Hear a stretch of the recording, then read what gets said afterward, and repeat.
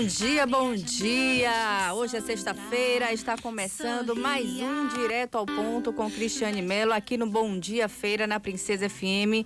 É um prazer estar com você, ouvinte, aqui sintonizado na Princesa FM.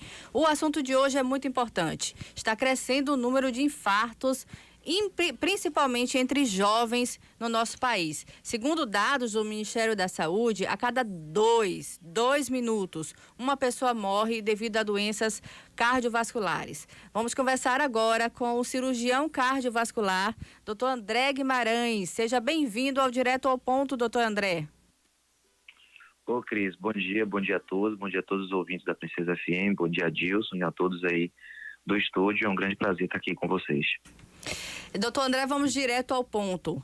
Muitas pessoas estão infartando. Antes do senhor entrar no ar, nós fizemos aqui uma enquete no estúdio e, infelizmente, temos conhecido pessoas que estão morrendo vítima do infarto. Essa doença, agora, neste momento de pandemia, tem alguma relação com a Covid-19 ou com a vacina? Assim, Cris, o infarto agudo do miocárdio, ela entra dentro do escopo das doenças cardiovasculares. E as doenças cardiovasculares são as doenças que mais matam em todo o mundo, que não é diferente na Bahia nem em Feira de Santana. As doenças cardiovasculares, elas estão relacionadas com uma gama, ou seja, com um espectro muito grande de comorbidades que acontecem junto à nossa população, ou seja, a nossa população está ficando mais obesa, a nossa população está fazendo menos exercício físico de forma adequada, comendo de forma irregular, vivendo de forma mais estressada, e por isso ela continua aí como nesse ranking e infelizmente aumentando um pouco mais devido ao não cuidado que nós temos na prevenção das doenças cardiovasculares.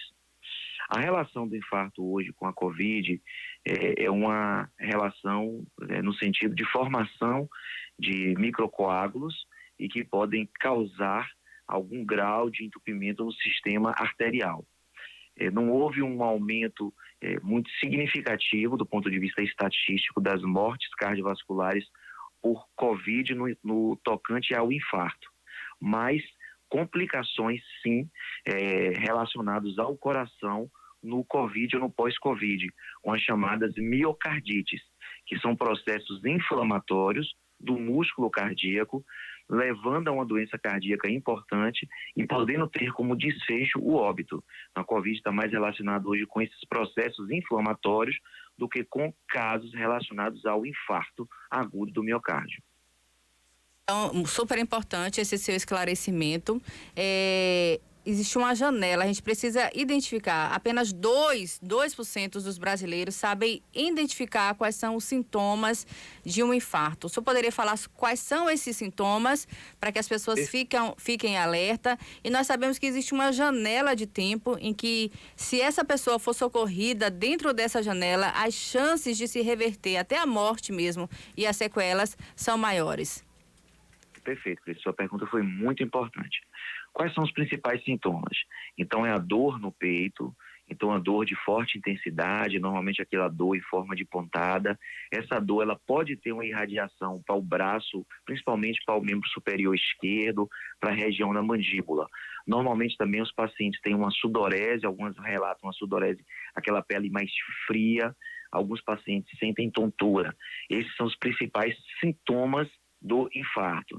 Então, os pacientes que sentirem essas dores ou sintomas, esses outros sintomas assim, devem se dirigir logo para algum pronto atendimento. Os infartos, eles são divididos, de forma prática, em dois grandes grupos. Os infartos com supra e os infartos sem supra do segmento ST. O que é isso? Quando uma pessoa tem um infarto, a gente faz um eletrocardiograma e existe uma alteração no eletrocardiograma. E a gente classifica ele se existe um aumento de um determinado segmento ou não. Quando existe um aumento de um determinado segmento, significa que o infarto ele teve uma característica maior. Ele acometeu mais área cardíaca. Ou seja, é um infarto de maior gravidade. Esses infartos são denominados de infarto com supra do segmento ST. Esses infartos, a gente tem uma janela em até 12 horas para dar um medicamento chamado trombolítico, que é um medicamento venoso, para tentar dissolver o coágulo, o trombo, que causou a obstrução na artéria coronária. A artéria coronária é aquela artéria que serve para irrigar o músculo cardíaco. Quando ela fecha, vem o infarto, ou seja, a morte, ou seja, a falta de nutrientes em determinada região do coração. Então a gente tenta reverter, dissolver aquele coágulo para que o sangue possa fluir e aí aquela região volta a restabelecer a sua função normal, que é a contratilidade cardíaca. Então essa janela de 12 horas é extremamente importante. Outro fato também é que se for para uma emergência, onde se tenha um laboratório de hemodinâmica, o paciente ele é logo prontamente conduzido ao laboratório de hemodinâmica para que possa ser feito um cateterismo, identificado a artéria ocupada e um tratamento que na maioria das vezes é a angioplastia, que é a colocação daquelas molas dentro da artéria para a desobstrução. E essa pergunta sua é tão importante que levou inclusive a alguns serviços, inclusive serviços em Salvador, do SAMU, a ter essas medicações em ambulância para que possa ser feito, já que muitas vezes o tempo de deslocamento entre as cidades por conta do engarrafamento pode ser longo, a depender do tempo do início dos sintomas, claro, e aí a gente pode adiantar e fazer o tratamento e sem sombra de dúvida isso pode salvar muitas vidas. São chamados trombolíticos, não é isso, doutor André? Os trombolíticos, exatamente. Para nós encerrarmos essa entrevista, eu peço que o senhor dê dicas de prevenção. O mais importante de tudo é a gente prevenir, a gente estar atento para evitar que isso aconteça, não é isso? Perfeito, Cris. Assim, de uma forma geral, a gente abandonar hábitos ruins, como por exemplo o tabagismo, fumar. O tabagismo ele é muito ruim para as doenças cardiovasculares. Exercícios físicos regulares, a Sociedade Brasileira de Cardiologia orienta caminhadas de pelo menos 30 a 40 minutos por dia, pelo menos 5 vezes por semana. Alimentação de maneira adequada, né? Ou seja, com pouco sal, pouco açúcar e pouca gordura, tá? E procurar sempre o seu cardiologista, principalmente a partir dos 40 anos, para que possa ser feita uma análise, uma orientação para controle de peso, controle de pressão, controle do açúcar, que é da glicemia, e as orientações para o exercício físico e para a alimentação.